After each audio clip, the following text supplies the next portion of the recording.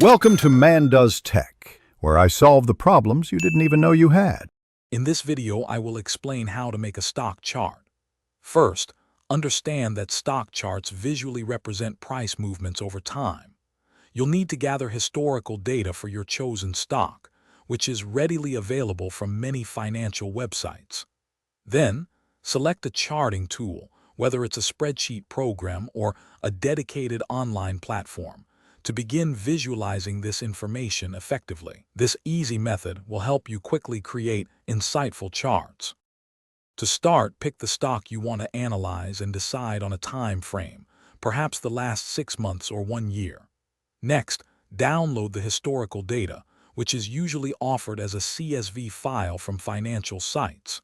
Make sure your data includes the date, along with the open, high, low, and close prices for each period. This organized data is crucial for accurate chart creation. Once your data is ready, import it into your preferred charting software or online tool. Most platforms allow you to easily upload a CSV file.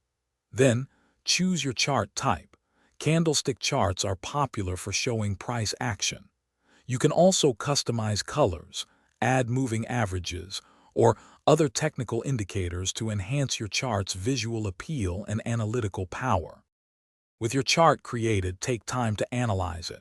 Look for trends, support and resistance levels, and common chart patterns that might indicate future price movements.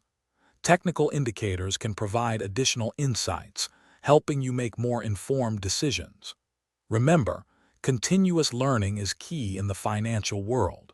For more great resources and deals, including a link to the new Kindle Paperwhite, check the description below this video. Thanks for watching. If you found this helpful, don't forget to like and subscribe.